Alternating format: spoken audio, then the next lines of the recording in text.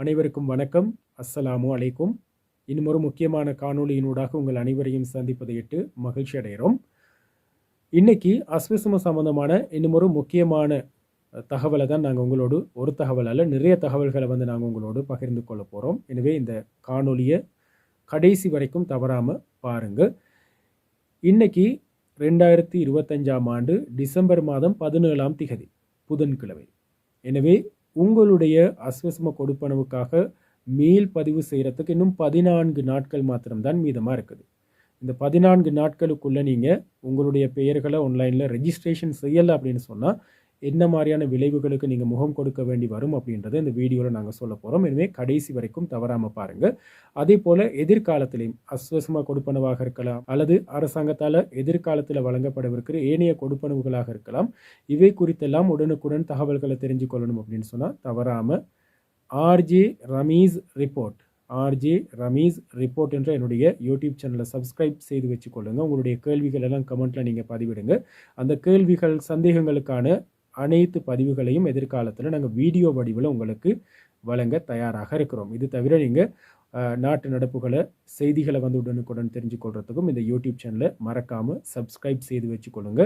லிங்க்கையும் அதே போல் என்னுடைய யூடியூப் சேனலோட பெயரையும் நாங்கள் கீழே உங்களுக்கு போட்டிருக்கிறோம். வீடியோலையும் நீங்கள் பார்க்கக்கூடியதாக இருக்கும்.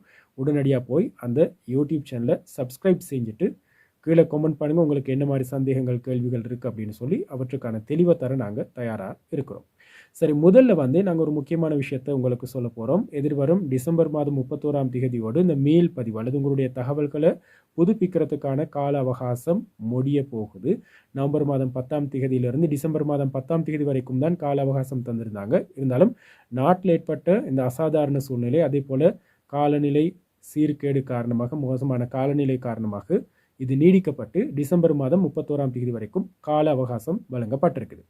உங்களை நிறைய பேர் உங்களுடைய தகவல்களை புதுப்பிச்சிருப்பீங்க அப்படின்னு நினைக்கிறோம். இன்னும் செய்யலை அப்படின்னு சொன்னால் உடனடியாக உங்களுடைய பெயர்களை பதிவு செஞ்சு ரெஜிஸ்ட்ரேஷன் செஞ்சு கொள்ளுங்கள். இல்லைன்னு சொன்னால் ஏற்படக்கூடிய பின் விளைவுகளை நாங்கள் நிகழ்ச்சியில் இந்த காணொலியில் இறுதியில் சொல்ல போகிறோம். சரி, முதல்ல நாங்கள் பார்ப்போம் இந்த மீள் பதிவு அல்லது தகவல்களை புதுப்பிக்கிறது அப்படின்னு சொன்னால் என்ன.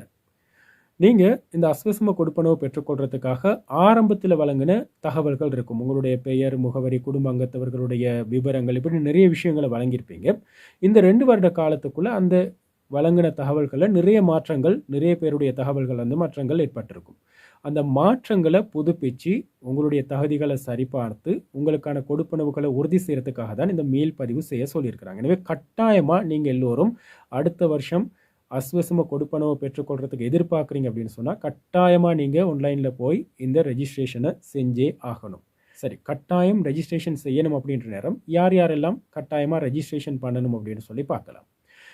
கடந்த 2022ஆம் ஆண்டு அதே போல் 23ஆம் ஆண்டுகளில் யாரெல்லாம் அஸ்வசம கொடுப்பனவுக்காக விண்ணப்பிச்சு இதுக்காக தகுதி பெற்ற தனி நபர்கள், குடும்பங்கள், தகுதி பெறாமல் போனவங்க கூட திரும்ப பதிவு செய்து கொள்றதுக்காக விண்ணப்பிக்கிறதுக்கான ஒரு கால அவகாசமாக தான் இந்த காலப்பகுதியை தந்திருக்கிறாங்க. எனவே கடந்த 2 வருஷம் கிடைக்கல அப்படின்றதுக்காக நீங்கள் தொடர்ந்தும் இதுக்காக தகுதி இல்லாதவங்க அப்படின்றதால இப்போ அதுக்கான தகுதி உங்களுக்கு இருக்கா இல்லையான்னு பார்க்கறதுக்கான ஒரு சந்தர்ப்பமாகவும் இதை தந்திருக்கிறாங்க.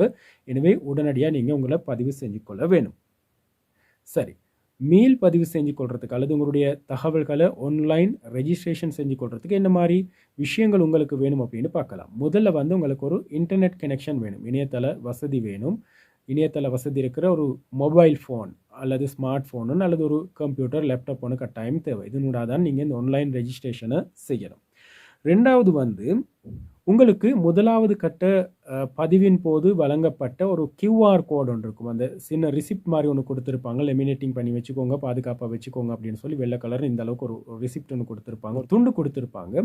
அதை நீங்கள் கட்டாயம் கைவசம் வச்சிருக்கணும். அதில் இருக்கிற அந்த கியூஆர் கோட் அதே போல் HH நம்பர் என்ற அந்த 2 விஷயங்களும் உங்களை மேல் பதிவு செய்கிறதுக்கு அல்லது உங்களுடைய தகவல்களை புதுப்பிக்கிறதுக்கு கட்டாயம் தேவை.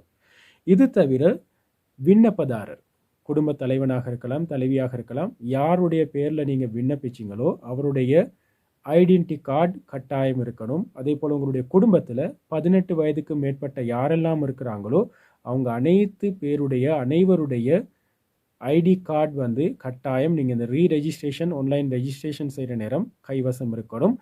ஒருத்தர்ட 2 பேரோட தகவல்களை உள்ளடக்கிட்டு மற்றவங்களோட ஐடென்டி கார்டை தேடுறது, தகவல்களை தேட போனீங்க அப்படின்னு சொன்னால் திரும்ப ரெஜிஸ்ட்ரேஷன் பண்ணுறதுல நிறைய சிக்கல் வரும்.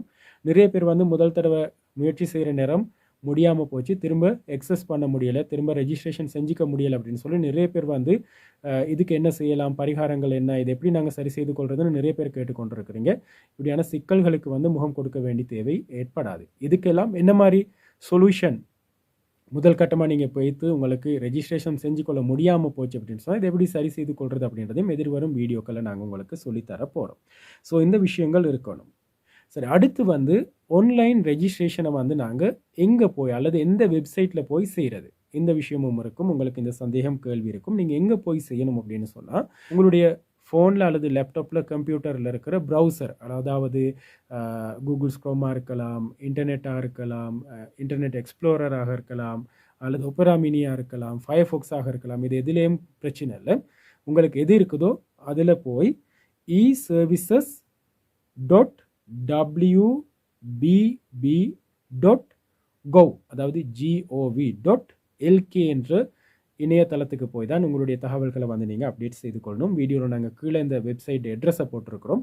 இதனூடாக போய்த்து வந்து உங்களுடைய தகவல்களை நீங்கள் புதுப்பிச்சு கொள்கிற வாய்ப்பு சந்தர்ப்பம் இருக்குது.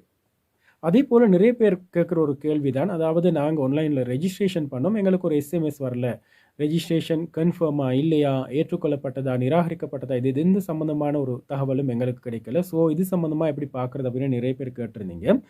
இது வந்து 2 சந்தர்ப்பங்களை உங்களுக்கு உறுதிப்படுத்துவாங்க. என்ன அப்படின்னு சொன்னால், முதல் சந்தர்ப்பம் என்ன அப்படின்னு சொன்னால், உங்களுடைய குடும்ப அங்கத்தவர்களுடைய எண்ணிக்கையில் மாற்றங்கள். இப்போ உதாரணத்துக்கு எடுத்துக்கொள்ளும், உங்களுடைய குடும்பத்தில் வந்து ஸ்டார்ட்டில் நீங்கள் 2022 அல்லது 23 விண்ணப்பிக்கிற நேரம் 4 பேர் இருந்தீங்க, இப்போ 5 பேராக மாறிட்டீங்க அல்லது 3 பேராக மாறிட்டீங்க. இப்படியான சந்தர்ப்பங்களில் வந்து உங்களுடைய தகவல்களை சரிபார்க்கறதுக்கு உங்களுடைய வீட்டுக்கு ஏஜி ஆஃபீஸ் அல்லது பிரதேச செயலகத்திலிருந்து வந்து இதுகளை சரிபார்த்து உறுதிப்படுத்தி கொண்டு போவாங்க. முதல் கட்டமாக இது சம்மந்தமாக உங்களுக்கு உறுதிப்படுத்தப்படும். அதாவது உங்களுடைய குடும்பத்தில் ஒருத்தர் புதுசாக பிறந்திருக்கிறார், அல்லது உங்களுடைய மகளுக்கு திருமணமாகி மருமகளோ வீட்டுக்கு வந்திருக்கிறாங்க, அல்லது திருமணமாகி வேறு வீட்டுக்கு போயிட்டாங்க அப்படின்னு சொன்னால் ஒருவருடைய எண்ணிக்கை குறைஞ்சிரும், அல்லது ஒருத்தர் இருந்து போயிட்டார்.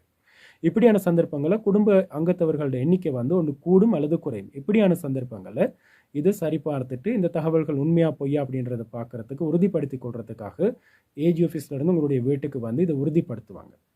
அதே போல் இன்னும் ஒரு சந்தர்ப்பம், அதாவது உங்களுக்கு உங்களுடைய அப்ளிகேஷன் சம்மந்தமாக அல்லது உங்களுடைய வீட்டுக்கு வந்து அதிகாரிகள் உங்களுடைய தகவல்களை சேகரிக்கிற இன்னும் ஒரு சந்தர்ப்பம் தான், அதாவது உங்களுடைய முகவரியில் மாற்றம். நீங்கள் ஆரம்பத்தில் ஒரு அட்ரஸை கொடுக்குறீங்க, உங்களுடைய ஏதோ ஒரு தேவை கருதி நீங்கள் வந்து இப்போ இன்னும் ஒரு இடத்துக்கு இடம் மாறிட்டீங்க.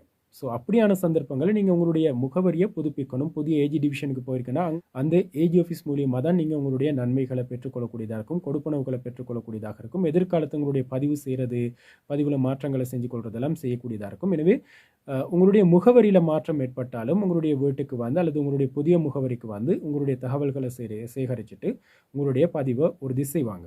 இது 2 சந்தர்ப்பமும் இல்லை. உங்களுடைய குடும்பத்தில் அங்கத்தவர்களின் எண்ணிக்கை அதிகரிக்கவும் இல்லை, குறையவும் இல்லை. நீங்கள் வீட்டு முகவரியை மாற்றவும் இல்லை அப்படின்னு சொன்னால் உங்களுடைய ஆன்லைன் நீங்கள் ரெஜிஸ்ட்ரேஷன் செஞ்ச பிறகு உங்களுக்கு எந்த ஒரு தகவலும் தரமாட்டாங்க, உங்களுடைய வீட்டுக்கு வரவோ பார்க்கவோ மாட்டாங்க. 2026ஆம் ஆண்டு ஜனவரி மாதத்திலிருந்து உங்களுடைய கொடுப்பனவு கொடுக்கப்படுமா இல்லையா, உங்களுடைய பெயர் பட்டியல் இருக்கா இல்லையா அப்படின்ற விஷயங்களை வந்து உங்களுக்கு அறிய தருவாங்க, அல்லது நீங்கள் அந்த உரிய வெப்சைட்டில் போய்த்து பார்த்து கொள்ளக்கூடியதாக இருக்கும். அதே போல் உங்களுக்கு கடந்த காலங்களில் அஸ்வசம கொடுப்பனவு கிடைக்காமல் இருந்து 2022, 23, 24 கிடைக்காமல் இருந்து நீங்கள் ஒரு மேல்முறையீடு ஒன்று செஞ்சுருக்கிறீங்க, அப்பீல் ஒன்று பண்ணியிருக்கிறீங்க, எனக்கு கட்டாயம் இந்த கொடுப்பனவு தரணும், அதுக்கு நான் தகுதியுடையவன் அப்படின்ற நீங்கள் ஒரு அப்பீல் பண்ணியிருக்கிறீங்க, அல்லது இந்த மேன்முறையீடு செய்கிறதுக்காக உங்களுடைய குறைபாடுகளை சொல்வதற்கான கிராம மட்டத்திலான நடமாடும் சேவைகளை செய்திருப்பாங்க. அந்த நடமாடும் சேவைகளை கலந்து கொண்டு உங்களுடைய தகவல்களை விண்ணப்பங்களை நீங்கள் கொடுத்துருக்கிறீங்க அப்படின்னு சொன்னால் உங்களுடைய அப்ளிகேஷன் ஏற்கனவே ஏற்றுக்கொள்ளப்பட்டிருக்குது. அது சம்மந்தமாக வந்து மீள் பரிசீலனை நடவடிக்கைகள் இப்போவே முன்னெடுக்கப்பட்டிருக்குது. நீங்கள் வெப்சைட்டில் போனீங்க அப்படின்னு சொன்னால் உங்களுடைய அப்ளிகேஷன் ப்ரொசஸில் இருக்குது அப்படின்னு சொல்லி நீங்கள் பார்க்கலாம். நாங்கள் கடந்த வீடியோவில் கொடுத்துருந்தோம் எப்படி உங்களுடைய பெயர் பட்டியலில் இருக்குதா இல்லையா, உங்களுடைய அப்ளிகேஷன் நிராகரிக்கப்பட்டிருக்கிறதா, ஏற்றுக்கொள்ளப்பட்டிருக்கிறதா, அல்லது ப்ரொசஸிங்கில் இருக்குதா அப்படின்றத எப்படி பார்க்குறதுன்ற விஷயத்தை நாங்கள் கடந்த காணொலியில் வீடியோவில் சொல்லியிருந்தோம். அந்த மெத்தடில் நீங்கள் போய் வந்து அதை பார்த்து கொள்ளலாம். உங்களுடைய அப்ளிகேஷன் ரிஜெக்ட் ஆகியிருக்குதா, ஏற்றுக்கொள்ளப்பட்டிருக்குதா, அல்லது இன்னும் ப்ரொசஸில் இருக்குதா அப்படின்றத நீங்கள் பார்த்து கொள்ளக்கூடியதாக இருக்கும். இன்னும் ப்ரொசஸிங்கில் இருக்குது அப்படின்னு சொன்னால் ஆரஞ்சு கலரில் அல்லது செம்மஞ்சள் நிறத்தில் உங்களுடைய அப்ளிகேஷனில் வலதுபுற மூலையில் வந்து அந்த தகவலை பதிவு செஞ்சுருப்பாங்க. அதே போல் மிக முக்கியமான விஷயம் என்னன்னு சொன்னால், நீங்கள் இந்த தகவல்களை கொடுக்குற நேரம் உங்களுடைய வருமான விவரங்கள், குடும்ப உறுப்பினர்களின் விவரங்கள் எல்லாம் உண்மையான தகவல்களை கொடுக்கணும். அரசாங்கத்தால் திரைசேரியால் உங்களுக்கு வழங்குகிற காசு, மக்களுடைய வரிப்பணத்தால் வழங்குகிற காசு. எனவே நீங்கள் ஏதாவது போலியான தகவல்களை கொடுத்துருந்தீங்க, அது உறுதிப்படுத்தப்பட்டுச்சு அப்படின்னு சொன்னால் சட்ட ரீதியாக நிறைய சிக்கல்களுக்கு நீங்கள் முகம் கொடுக்க வேண்டி வரும். அதே போல் வழக்குகள் உங்களுக்கு எதிராக பதிவு செய்யப்படலாம். இன்னும் ஏராளமான சட்ட நடவடிக்கை எடுக்கப்படலாம். எதிர்காலத்தில் எந்த ஒரு அரசாங்கத்தால் வழங்கப்படுற கொடுப்பனவுகளும் உங்களுக்கு வழங்கப்படாமல் போகலாம். அதே போல் நீங்கள் பெற்றுக்கொண்ட இந்த பணத்தை திரும்ப செலுத்த வேண்டிய ஒரு கட்டாயமும் ஏற்படலாம். எனவே எல்லா சந்தர்ப்பத்திலையும் உண்மையான தகவல்களை கொடுங்க. நிராகரிக்கப்பட்டுச்சு அப்படின்னு சொன்னால் திரும்ப திரும்ப முயற்சி செய்யுங்க. போலியான தகவல்களை கொடுத்து தகுதியானவர் அப்படின்னு சொல்லி உங்களை காட்டி நீங்கள் காசு எடுத்துட்டீங்க அப்படின்னு சொன்னால் அதுக்கு பிறகு பிரச்சனை வரும். அதே போல் நிறைய பேர் இருக்கிறீங்க, அஸ்வசம கொடுப்பனவும் எடுக்கிறாங்க, முதியோர் கொடுப்பனவும் எடுக்கிறாங்க, ஓய்வூதியம் எடுக்க, இப்போ நிறைய கொடுப்பனவும் ஒரே நேரத்தில் போலியான தகவல்களை கொடுத்து இருக்கிறவங்க இருக்கிறாங்க. இப்படியானவங்க அந்த காசு திருப்பி கட்ட வேண்டி வரும். அப்படி நிறைய பேர் கட்டிட்டு இருக்கிறாங்க.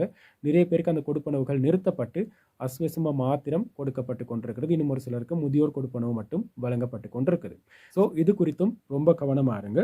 இறுதியாக மிக முக்கியமான ஒரு விஷயத்த சொல்கிறோம். ஆரம்பத்திலையும் சொல்லியிருந்தோம், ஆன்லைன் ரெஜிஸ்ட்ரேஷன் நீங்கள் செய்யலை அப்படின்னு சொன்னால் உங்களுக்கு இருக்கிற நன்மைகள் தீமைகள் என்ன அப்படின்னு சொல்லி, நன்மைகளை விட தீமைகள் தான் அதிகம். அதாவது இந்த அரசாங்கமாக இருக்கலாம், அல்லது இந்த கொள்கையோடு எதிர்காலத்திலேயும் அஸ்வசம கொடுப்பனவு வழங்குகிற அரசாங்கங்களாக இருக்கலாம், எந்த அரசாங்கம் வந்தாலும் நீங்கள் ஆன்லைனில் உங்களை எந்த முறை ரெஜிஸ்டர் பண்ணலை அப்படின்னு சொன்னால் அடுத்த வருஷம் அரசாங்கத்தால் கொடுக்குற எந்த ஒரு கொடுப்பனவும் நன்கொடைகளும் உங்களுக்கு வழங்கப்பட மாட்டாது. நீங்கள் ரெஜிஸ்டர் ஆகலை அப்படின்னு சொன்னால் உங்களுக்கு அதுக்கான தகுதி இல்லைன்ற முடிவுக்கு அரசாங்கம் வந்துடும். அதுக்கு பிறகு உங்களுக்கு எந்த ஒரு கொடுப்பனவும் வழங்க மாட்டாங்க. நீங்கள் ரெஜிஸ்ட்ரேஷன் பண்ணி உங்களுக்கு கிடைக்கலன்னு சொன்னால் அது பிரச்சனை இல்லை. ஆனால் நீங்கள் அப்ளை பண்ணாமல் விட்டீங்க அப்படின்னு சொன்னால் அடுத்த வருஷங்களில் உங்களுக்கு அந்த கொடுப்பனவுகளை பெற்றுக்கொள்றதுல நிறைய சிக்கல்கள், சிரமங்கள் ஏற்படக்கூடிய வாய்ப்பு இருக்குது. இறுதியாக இது சம்மந்தமாக இன்னும் மேலதிகமான தகவல்களை நீங்கள் பெற்றுக்கொள்ளணும், தெரிஞ்சுக்கொள்ளணும், 3 மொழிகளில் தெரிஞ்சுக்கொள்ளணும் அப்படின்னு ஆசைப்பட்டீங்க அப்படின்னு சொன்னால் நீங்கள் 1924 என்ற நலன்புரி நன்மைகள் சபையின் அவசர தொலைபேசி இலக்கத்துக்கு அழைப்பினை ஏற்படுத்தி இது குறித்த தகவல்களை பெற்றுக்கொள்ளக்கூடியதாக இருக்கும். அல்லது உங்களுடைய ஏஜ் டிவிஷனில் நலன்புரி நன்மைகள் சபை அல்லது அஸ்வசம கொடுப்பனவுடன் தொடர்புடைய அதிகாரிகள் இருக்கிறாங்க. அந்த அதிகாரிகளை, உத்தியோகத்தர்களை வந்து நீங்கள் நேரடியாக போய் கண்டு சந்தித்து உங்களுடைய பிரச்சனைகளை, முறைப்பாடுகளை முன்வச்சு இவற்றுக்கான தீர்வுகளை பெற்றுக்கொள்ளக்கூடியதாக இருக்கும். எனவே இந்த அனைத்து விஷயங்களையும் டிசம்பர் மாதம் 31ஆம் தேதிக்குள்ள ஞாபகம் வச்சுக்கொண்டு கட்டாயமாக இந்த ஆன்லைன் ரெஜிஸ்ட்ரேஷனை நீங்கள் செஞ்சு கொள்ளுங்கள்.